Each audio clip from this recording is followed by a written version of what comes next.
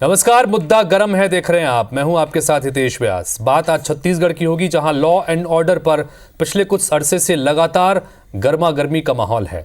विपक्ष ने बार बार सरकार पर कानून व्यवस्था ध्वस्त करने का आरोप मढ़ा है।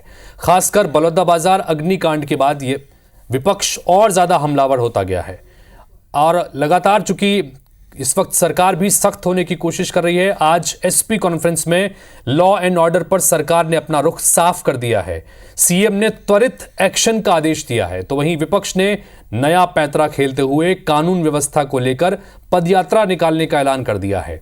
आरोप और एक्शन की इस लड़ाई में जीतता कौन है, ये देखना अब दिलचस्प हो गया है। एक बार देखिए कि दोनों ही पक्षों की तरफ से क्या कुछ कहा गया और सीएम ने क्या क्या निर्देश दिए हैं इस महत्वपूर्ण कॉन्फ्रेंस के दौरान।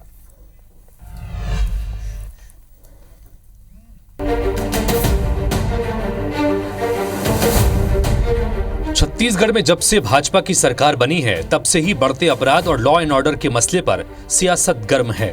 विपक्ष बार बार सरकार पर कानून व्यवस्था ध्वस्त करने का आरोप मढ़ रहा है। अब सरकार ने भी लॉ एंड ऑर्डर पर अपना रुख साफ कर लिया है। रायपुर में चल रही कलेक्टर एसपी कॉन्फ्रेंस में सीएम विष्णुदेव साय ने अपराधों पर लगाम के लिए त्वरित एक्शन का आदेश दिया है। सीएम ने सीएस, डीजीपी, संभागायुक्त और आईजी की मौजूदगी में निर्देश दिया कि कलेक्टर, एसपी आपसी समन्वय से काम करें, संभागों में अपराधों में कमी लाने के लिए बेहतर काम करें, हत्या के मामलों में कार्रवाई में देरी न हो। साथ ही सीएम ने साफ निर्देश दिए कि धार्मिक मामलों में तुरंत कार्रवाई करें और गौ तस्करी और नशे पर लगाम के लिए कार्रवाई की जाए। किसान सम्मान निधि में धोखाधड़ी बर्दाश्त नहीं की जाएगी। साथ ही सीएम ने कहा कि अवैध शराब बिक्री में बहुत शिकायतें मिल रही हैं कि पुलिस संरक्षण के जरिए शराब बिक्री होती है। सीएम ने नसीहत दी कि काम में ऐसी लापरवाही बर्दाश्त नहीं होगी। मुख्यमंत्री जी के निर्देश के अनुसार पूरे प्रदेश में कानून का राज स्थापित होगा और उसे कड़ाई से उसे स्थापित करना होगा, पालन करना होगा। सरकार जहां लॉ एंड ऑर्डर के मसले पर सख्त रुख अपना रही है, वहीं विपक्ष ने कानून व्यवस्था पर सरकार को विफल बताया और प्रदेश में कानून व्यवस्था को लेकर पदयात्रा निकालने का ऐलान किया है। सरकार पूरी तरह से विफल हो चुकी है। सरकार ने कोई योजनाएं भी नहीं है और योजनाएं है, एक दो योजनाएं चला रही, वो भी विफल है और धरातल तक नहीं पहुंच पा रही है। नंबर एक। नंबर दो, कानून व्यवस्था तो चरमरा चुकी है। आप कलेक्टर और एसपी को आप निर्देशित करते हैं सामंजस्य बनाइए।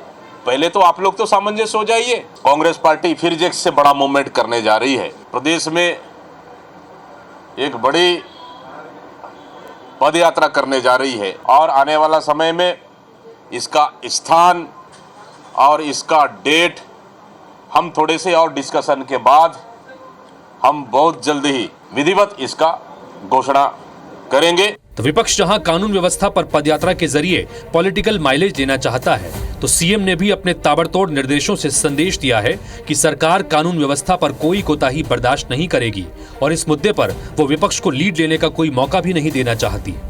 Bureau report, IBC 24।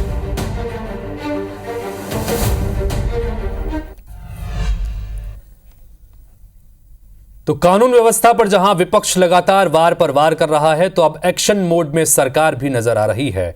बातचीत करने के लिए हमारे साथ में 3 मेहमान जुड़ रहे हैं। डॉक्टर कृष्णमूर्ति बांधी जी भारतीय जनता पार्टी के नेता हैं, पूर्व विधायक हैं। सुरेंद्र शर्मा जी कांग्रेस पार्टी के वरिष्ठ नेता हैं और साथ ही हमारे साथ में राम अवतार तिवारी जी मेरे साथ में स्टूडियो में मौजूद हैं, जो कि वरिष्ठ पत्रकार हैं। आप तीनों का बहुत बहुत स्वागत है।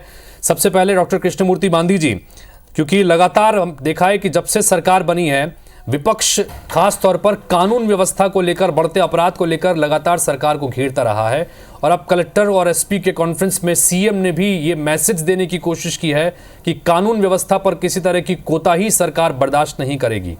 इसको किस तरह से लिया जाए डॉक्टर कृष्णमूर्ति जी?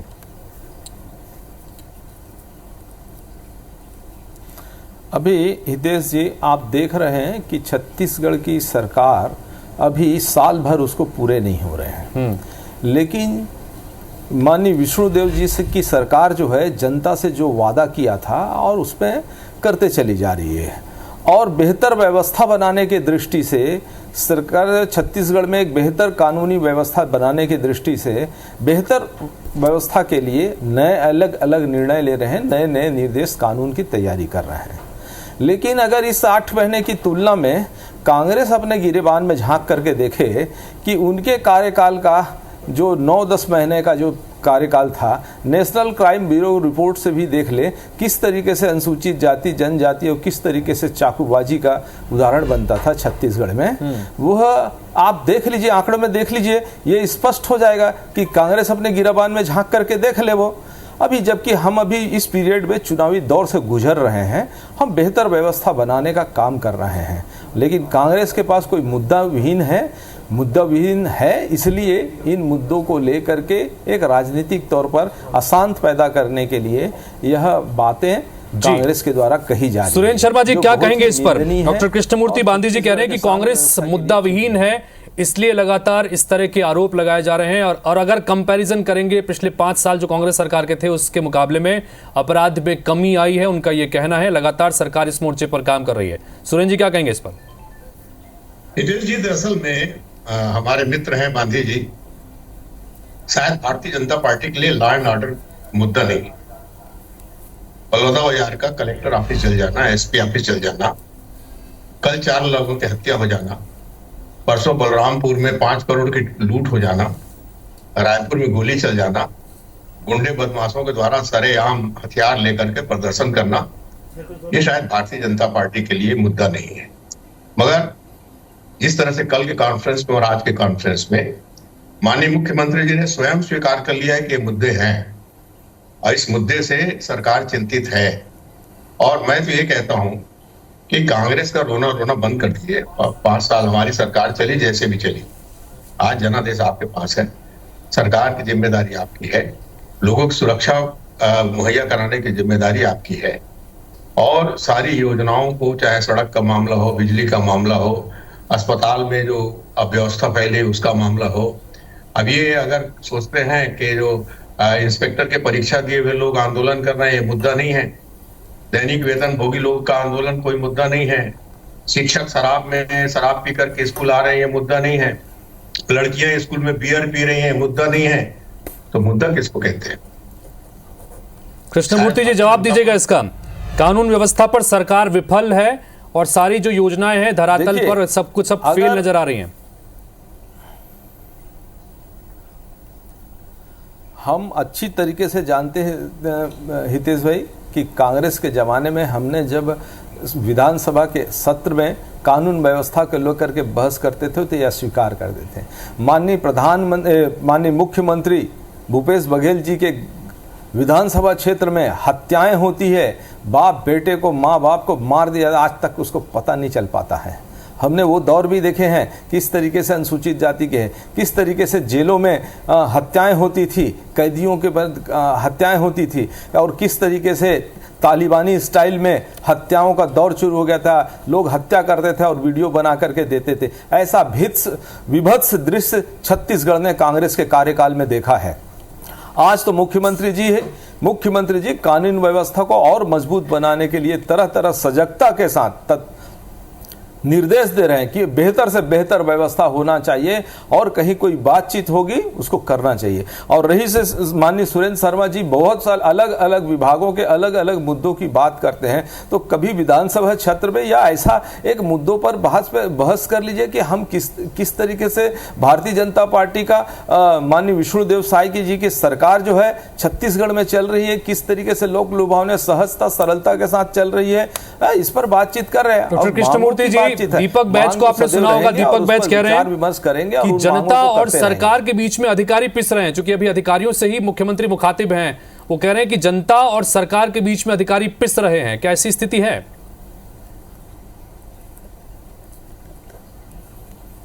देखिए, आप अच्छी तरीके से जानते हैं कि इस प्रजातंत्र में है ना कार्य प्रणाली बहुत महत्वपूर्ण है। जो भी सरकार का निर्णय होता है प्रजातंत्र में, और वह कार्यपालिका के माध्यम से ही जनता तक के उपलब्ध होती है, उसकी मॉनिटरिंग भी जनता तक उपलब्ध होती है और बेहतर व्यवस्था है। इसलिए जो हमारा महत्वपूर्ण कड़ी है कार्यपालिका, उस कार्यपालिका के हम बेहतर से बेहतर काम करेंगे और उनके साथ करेंगे। और इनकी परिभाषा है, क्योंकि इनकी परिभाषा चिढ़ाने वाली परिभाषा है, और हम उसकी कार्यपालिका को मजबूत करने का हमारा एक प्रयास है ताकि जनता को उसका ज्यादा से ज्यादा लाभ मिले। ठीक है सुरेंद्र जी, इस पर आपकी प्रतिक्रिया कांग्रेस लूंगा, ऐसा लेकिन उससे सोचती पहले है राम अवतार कि जी पीस आपसे रहे जानना हैं। चाहेंगे, उनको तो आप इसको आदमी किस के तरह से देख रहे हैं? हालांकि जब भी सरकारें चलती हैं तो इसी तरह से कलेक्टर और एसपी कॉन्फ्रेंस होती रही है, ये कोई नई बात नहीं है, लेकिन इस पर खास तौर पर यह ताकीद करना कि कलेक्टर्स को भी कि सारे काम मुस्तैदी से करें, बहुत कुछ अभी करना है, और कानून व्यवस्था को लेकर भी कोई कोताही नहीं बरती जानी चाहिए, इसको लेकर विपक्ष लगातार आरोप लगा रहा है। आप इन दोनों चीज़ों को किस तरह से देख रहे हैं? प्रदेश में कानून व्यवस्था की स्थिति खराब तो है, उसके अलग अलग तर्क, अलग अलग सब चीज़ें प्रस्तुत की जा सकती हैं, परंतु पिछले दिनों अचानक घटनाएं बढ़ी क्यों? इसके कई कारण हैं। एक ये बोल सकते हैं कि समाज में जो धैर्यता है वो कम हो रहा है, जैसे कल ही की घटना हुई है, वो धैर्यता की कमी है, ये भी एक कारण, सामाजिक आधार भी है। दूसरा है पुलिसिंग जो जिस तरह होनी चाहिए वो नहीं हो रही है, गश्त जिस तरह होनी चाहिए नहीं हो रही है, जो विवेचना जिस तरह होनी चाहिए वो नहीं हो रही है, और जो अधिकारी वर्षों से जमे हैं, एक बड़ी बात जो है, जो वर्षों से जमे अधिकारी हैं, जो जहां जमा है और वो असफल है, तो उनको बदले जाना चाहिए, वो नहीं लोग जमे हैं। भ्रष्टाचार जो निचले स्तर पर अलग अलग तरीके से जो रहते हैं, जो अपराधियों से साठ-गांठ करके, जो जैसा मुख्यमंत्री जी ने स्वयं कहा कि शराब की शिकायत सर्वाधिक आ रही है, तो ये और उसमें पुलिस वालों की संलिप्तता के संदर्भ में की बात कही, और शराब से ही घटनाएं जुड़ी रहती है। जैसे हमारे प्रदेश में सूखे का जो है ना, जिस तरह से नशा बढ़ता जा रहा है, एक बड़ी समस्या है, उसके लिए किस तरह रोक सकते हैं, ये देखने वाली बात है। दूसरी बात ये है कि संदेश जो है वो पुलिस की जो बूथ की संदेश जाना चाहिए अपराधियों तक, बदमाशों तक, वो जब तक अगर नहीं रहेगा, और उसके लिए जिस तरह से कर्तव्यनिष्ठ अधिकारी है, वहां पर अगर राजनीतिक हस्तक्षेप ज्यादा होते तो बिल्कुल जैसा आप कह रहे हैं, राजनीतिक नजरिए से अगर देख के सब चीज को काम करते रहे, तो छत्तीसगढ़ जैसा शांत प्रदेश है, जहाँ घटनाएं इतनी नहीं होती, ज्यादातर घटनाएं करने वाले बाहर के लोग हैं, और आपस की जो हो रहा है वो धैर्यता, मैंने कहा। तो जो संदेश देने की बात आप रामवतार जी कर रहे हैं, तो जो जैसे कि हमने आज भी कॉन्फ्रेंस में देखा कि अलग अलग संभाग के आईजी को अलग अलग वहां की समस्याओं के हिसाब से निर्देश दिए गए हैं। कहीं शराब की समस्या का जिक्र किया गया, कहीं चिट फंड के संदर्भ में जिक्र किया गया, कहीं गौ तस्करी और धार्मिक अपराध से जुड़े मामलों को लेकर किया गया। तो क्या संदेश देने की कोशिश है इसके जरिए? देखिए, हर संभाग, हर जिला की अलग अलग अपनी तासीर है, वहाँ की घटनाएं, जैसा चांपा जांजगीर, वहाँ फौजरीगिरी की घटनाएं बढ़ती रहती हैं ज़्यादातर। बस्तर है, नक्सलवाद से पीड़ित है। मैदानी इलाके जो हैं वहाँ पर चाकूबाजी, चोरी की घटनाएं बढ़ती हैं, इस तरह की घटनाएं रहती है। ज़मीन के लफड़े जो रहते हैं उसके रहते हैं। तो अलग अलग जोन में अलग अलग समस्याएं, उस पर विचार और उसकी तासीर पर उस प्लान बना के काम करें, ठीक है, तब ये हल हो पाएगा। और यही वजह है कि एक एक संभागवार उन्होंने वहां की समस्याओं के संदर्भ में वहां के अधिकारियों को निर्देश दिए हैं। सुरेंद्र शर्मा जी, कांग्रेस पार्टी ने ये कहा, अभी हमने सुना पीसीसी चीफ को, कि वो तारीख जल्दी ही बताएंगे, एक पदयात्रा की शुरुआत करने जा रहे हैं बढ़ते अपराध और कानून व्यवस्था को लेकर। क्या प्लानिंग है कांग्रेस के आगे और क्या मकसद इसका? हितेश जी, दरअसल में एक बात तो है, कांग्रेस जो बात कह रही है पिछले कई दिनों से, 1.5 महीने में हमारे 15 आंदोलन हो चुके हैं, और कांग्रेस जिन मुद्दों को उठा रही है उसको एक तरह से माननीय मुख्यमंत्री जी ने स्वीकार कर लिया है कि नशे की समस्या बहुत गंभीर है। गौ तस्करी के मामले में जो घटनाएं घट रही हैं, या अन्य जो धार्मिक जो बार बार आंदोलन की स्थिति निर्मित हो रही है, इसको सबको मुख्यमंत्री जी ने स्वीकार कर लिया है। अब इसको ठीक करने की जिम्मेदारी, चूंकि सरकार में भारतीय जनता पार्टी है, तो उनकी जिम्मेदारी है, और हम चाहते हैं कि सरकार किसी की भी हो, छत्तीसगढ़ में अमन चैन कायम रहना चाहिए। अब जहां तक प्रश्न है कांग्रेस पार्टी का, कांग्रेस पार्टी चूंकि विपक्ष में है, और विपक्ष की अपनी जिम्मेदारी है कि सरकार के नाकामियों को, सरकार की कमजोरी को, सरकार के द्वारा जो गलती हो रही है, जनता की जो समस्या है, उसको जनता के बीच में ले जाए, जनता के बीच में उसकी चर्चा करे। तो वो काम कांग्रेस पार्टी कर रही है, और पद यात्रा के माध्यम से संभवतः आने वाले समय में और उसको व्यापक तौर पे गांव-गांव जा करके इस समस्याओं को पहुंचाने का प्रयास किया। डॉक्टर कृष्णमूर्ति बांदी जी, क्या कहेंगे? कांग्रेस पार्टी ने पदयात्रा के जरिए जनता के बीच जाने का ऐलान किया है, पॉलिटिकल माइलेज लेने की कोशिश भी जाहिर तौर पर इसके जरिए होगी, ये चुनौती बन सकता है आगे? हितेश जी, कांग्रेस जो है यात्रा निकाल कर राजनीतिक माइलेज लेने की कोशिश कर रही है, लेकिन कांग्रेस की कथनी और करनी को पूरे छत्तीसगढ़ की जनता ने बहुत ही स्पष्टता के देखा गया है। और ये इनकी जो न्याय व्यवस्था को लेकर के जो घड़ियाली आंसू बहाने कर निकल करके राजनीतिक माइलेज के लेने के अलावा इनके पास और कोई बातचीत नहीं है, क्योंकि इनके घटते हुए जनाधार हैं वो है, क्योंकि ये सहज सरल नहीं है। आज विष्णुदेव साय जी है, मुख्यमंत्री है, बहुत ही सहज सरल है, जो हर चीज को अगर कोई बात छत्तीसगढ़ में उसको स्वीकार करते हैं और उस पर नियंत्रण करने का ठोस उपाय और ठोस निर्देश देते हैं। आज उनके निर्देशों से भी छत्तीसगढ़ में हमने देखा है कि गाय को लेकर के जो घटनाएं होती थी, रोड रेस्ट्रिक्शन, गाय मारा जाता था, आज वो घटनाएं भी बहुत कम आई हैं। नहीं तो आपके ही चैनल के डिबेट में हमने बहुत, शर्मा जी भी, जो माननीय शर्मा जी हैं, वो डिबेट में भागीदारी करते थे कि गाय किस तरीके से अब गाय के कारण। गांधी जी, आपकी इस बात पर सुरेंद्र शर्मा जी मुस्कुरा रहे हैं, कुछ कहना चाहते हैं? नियंत्रण है। सुरेंद्र जी, कहिएगा अपनी बात। मैं कह रहा हूँ कि बहुत मुश्किल वाली स्थिति है हितेश जी। गाय जो अभी मर रही है वो कम है बोलते हैं, तो ज्यादा किसको बोलते हैं? आज आप देखिए, इन्होंने गौठान बंद कर दिया है, अब तमाम जिस तरफ भी निकल जाएंगे गाय, या तो गाड़ियों से मर रही है या गाय में टकरा के लोग मर रहे हैं। और ये रोज के दिन की घटना है ना, रोज अखबार पढ़िए तो 14 गाय मर गई, 15 गाय मर गई, भैंस मर गया। ये दरअसल में मेरे समझ में नहीं आता कि भारतीय जनता पार्टी समस्या किस चीज को समझती है। नशा इनके लिए समस्या नहीं है, लॉ एंड ऑर्डर, चोरी डकैती चाकूबाजी इनके लिए समस्या नहीं है, गाय का मरना इनके लिए समस्या नहीं है। और मेरे को आश्चर्य हो रहा है दरअसल में इस बात को, जब मुख्यमंत्री जी स्वीकार कर रहे हैं तो गांधी जी क्यों नहीं स्वीकार कर रहे हैं? गांधी जी, एक बात और, जो बात सुरेंद्र जी की जो कही है उसकी भी जवाब दीजिएगा। दूसरा एक और, अभी दीपक बैज ने भी ये बात कही, जैसा मुख्यमंत्री निर्देश दिया है कि कलेक्टर और एसपी आपस में समन्वय रखें। दीपक बैज कह रहे हैं कि कलेक्टर एसपी को समन्वय की जरूरत नहीं है, सरकार को आपस में समन्वय बनाने की पहले जरूरत है। क्या कहेंगे इस पर? देखिए, ये एक वैवाहिक बात नहीं है कि जो शर्मा जी कह रहे हैं कि ये आपस में, अरे प्रशासन को सामंजस्य बिठाना पड़ेगा, क्योंकि कार्यपालिक प्रशासन है और प्रशासन के बीच में एसपी के साथ में, कलेक्टर के साथ में सामंजस्य होगा, उसका परिणाम बहुत लोगों में अच्छा आएगा। प्रदेश के ऊपर में सामंजस्य होने वाला ये प्रस्ताव उनकी एक राजनीतिक टीका टिप्पणी है, लेकिन व्यवहारिक टिप्पा टिप्पणी है जो एकदम सार्वत टिप्पणी भी करना चाहिए तो एक अच्छा सोच समझकर करना चाहिए। वो दृष्टिकोण नहीं दिख रहा है, क्योंकि जो भी निर्देश होगा वो एसपी कलेक्टर के माध्यम से ही होगा और वही कार्यपालिका के तौर पर वो काम को अंजाम देंगे और उनके बीच में सामंजस्य होना अति आवश्यक है और वो बेहतर कार्य को अंजाम दे सकते हैं। राजनीति के ऊपर की है, वो ऐसा नहीं है कि कांग्रेस में जिस तरीके से केंद्रीय नेतृत्व चलता है कई टूट कई फूट के साथ में, वो ऐसा नहीं है। इनके कई नेताओं ने, इनके ही विचारधारा से खत्म हो गए हैं ये लोग।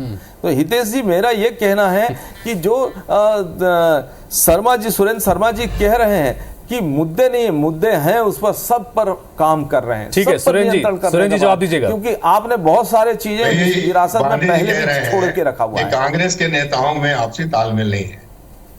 तो भाई मैं क्या पूछ रहा हूँ, विजय बघेल जी ने पत्र क्यों लिखा, बृजमोहन अग्रवाल जी ने पत्र क्यों लिखा? क्या माननीय मुख्यमंत्री जी से उनकी भेंट मुलाकात नहीं होती, या संवाद नहीं है, संवादहीनता है, या समन्वय नहीं है? भाई मैं कह रहा हूं कि कांग्रेस ने क्या किया, इस बात को छोड़िए ना। सरकार आपकी है, जवाबदारी आपकी है, जिम्मेदारी आपको लेनी है। हम तो विपक्ष में है ना, हम तो अपनी जिम्मेदारी पूरा करेंगे। अब समन्वय हमारा कैसा है उसकी चिंता छोड़िए, हम तो सरकार के बाहर है। आप बृजमोहन अग्रवाल जी के पत्र का जवाब दे दीजिए, आप विजय बघेल जी के पत्र का जवाब दे दीजिए। और जो विजय बघेल जी बोल रहे हैं कि अगर आपने इन लोगों को नियुक्ति नहीं दी, आप हाई कोर्ट के आदेश को पालन नहीं कर रहे हैं, सुप्रीम कोर्ट के आदेश को पालन नहीं कर रहे हैं, उसको भी पालन नहीं कर रहे हैं, तो दिक्कत ये है कि जवाबदारी भारतीय जनता पार्टी की बनती है बांधे जी। ठीक है बांधे जी, जवाबदारी बनती है सरकार की, और आपकी ही पार्टी के नेता ही चिट्ठियां लिख रहे हैं, सवाल उठा रहे हैं। देखिए, छत्तीसगढ़ के जनहित के मामले, न्याय के मामले, मुद्दों के मामले निश्चित तौर पर भारतीय जनता पार्टी सत्ता में है, करेगी। लेकिन आप विपक्ष होने के नाते एक आपकी विपक्षी धर्म है, आप एक व्यवहारिक और सैद्धांतिक तरीके से बात के मुद्दों को तो बनाएं कि अगर आज हम कलेक्टर निर्देश को सामंजस्य बनाते हैं तो वो सामंजस्य बनाने के प्रयास करते हैं, तो आप बोलते हैं कि नहीं ये जरूरी नहीं है, ये ऊपर वालों का सामंजस्य बनना जारी है। ये क्या तर्कहीन है? आप कहते हैं कि भारतीय जनता पार्टी के नेताओं के बीच में विजय बघेल जी का है। विजय बघेल ने निश्चित जो बातें हैं, लोगों की बातें हैं, वो सरकार तक अवगत कराने, सक्षमता से अवगत करा रहे हैं, दिलेरी के साथ अवगत करा रहे हैं। वो हम तो उनका स्वागत करते हैं कि वो एक ठीक है, अगर वो अवगत करा रहे हैं तो उसमें उसका स्वागत करते हैं। ये बात गांधी जी का कहना है। राम अवतार जी आप बात कहना चाह रहे थे, अपनी बात भी रखिएगा। चिट्ठी लिखने की जरूरत क्यों पड़ गई हितेश जी? है ना, ये कोई मुद्दे की बात नहीं, केवल इनके है कि कांग्रेस के पास से बात कर लेते, मुद्दे उठाने के लिए विवेक के साथ सही मुद्दे हैं, वो भारतीय जनता पार्टी के लिए एक बात आ सकती है। चिट्ठी लिखने का मतलब गांधी जी कुछ न कुछ गड़बड़ है। हम लोग जब चिट्ठी लिखा करते थे ना, तो आप लोग बोलते थे बहुत गड़बड़ चल रहा है, कांग्रेस के बीच में झंझट चल रहा है। आज आपके भी नेता लोग चिट्ठी लिख रहे हैं, बृजमोहन अग्रवाल जी चिट्ठी लिख रहे हैं, विजय बघेल जी चिट्ठी लिख रहे हैं। आने वाले समय में पता नहीं कौन कौन और चिट्ठी लिखने वाला है। तो अच्छा है, सामंजस्य के साथ काम कीजिए आप लोग, हम तो चाहते हैं। चलिए, कानून व्यवस्था को लेकर चिट्ठियां बहुत चल रही हैं और सुरेंद्र जी कह रहे हैं कि हमारी जब सरकार थी तो हम भी चिट्ठियां लिखते थे। चिट्ठी लिखना और उसका संदर्भित होना। आप किस संदर्भ में चिट्ठी लिख रहे हैं, किस संदर्भ में चिट्ठी लिख रहे हैं, ये मायने रखता है। विजय बघेल जी किस संदर्भ में चिट्ठी रख रहे हैं? आपने छत्तीसगढ़ में जो छत्तीसगढ़ के संदर्भ में आपने टीएस बाबा ने लिखा कि ये लोगों, गरीब लोगों को मकान आवास नहीं मिल रहा है। चलिए, तिवारी जी भी कुछ कहना चाह रहे हैं, राम अवतार जी भी कुछ कहना चाह रहे हैं, उनकी बात भी सुन लेते हैं एक बार। तिवारी जी अपनी बात रखिएगा। और एक महत्वपूर्ण सवाल, चूंकि एक तरह से मैं क्लोजिंग सवाल भी आपसे पूछ रहा हूं कि क्या ये जो जिस तरह से एक के बाद एक ताबड़तोड़ निर्देश सीएम ने दिए हैं, इसकी वजह से एक सख्त शासन का निर्देश या उसका संदेश देने की कोशिश भी इसके जरिए है? निश्चित तौर पर है ये चीजें, क्योंकि सीएम साहब सौम्य सरल है, तो उनके अपने आदर ने कड़कपन, नौकरशाही को लगाम लगाने का, घुड़सवार करने की कोशिश, प्रशासन को गति देने की कोशिश, आज ये प्रेस कॉन्फ्रेंस के द्वारा ये करने की कोशिश है। तो ये एक सरकार जो है ऐसे समय लगातार बैठक कोई भी रहे करती है और ये संदेश देती है कि हम क्या बोल रहे हैं। एक साथ आप कलेक्टर एसपी बैठ जाइए और ये समस्या को हल करिए और इसमें गति लाइए, जमीनी स्तर पर ले जाइए। सरकार की छवि ठीक नहीं बन रही है या इस मुद्दे पे काम करिए, तो जो फेलोशिप योजनाएं सरकार की है उसको किस तरह से लागू कर सकते हैं, क्या क्या बातें सीएम तक पहुँच रही है, वो एक संदेश पहुँचता है तो प्रशासन में एक गति आती है। तो ये गति लाने की दिशा में एक कदम है, ये माना जाता है। दूसरा, जो इस समय नगरीय निकाय चुनाव और पंचायत चुनाव है, इसलिए कांग्रेस जो है वो पदयात्रा इसके निकाल के इसी बहाने अपने सक्रियता, सत्तारूढ़ दल पर आक्रमण, ये एक रणनीति का हिस्सा है। और तीसरी बात यह है कि अब 8 महीने की सरकार हो गई है, अब प्रशासन उसको भी परफॉर्मेंस दिखाने का समय आ गया है। बिल्कुल, क्योंकि चुनाव है आगे।